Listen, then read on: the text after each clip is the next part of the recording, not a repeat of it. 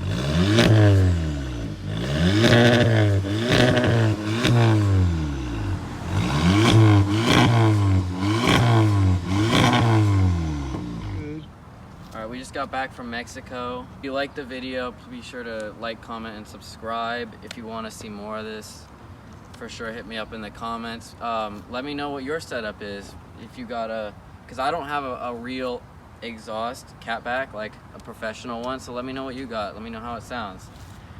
See you next time.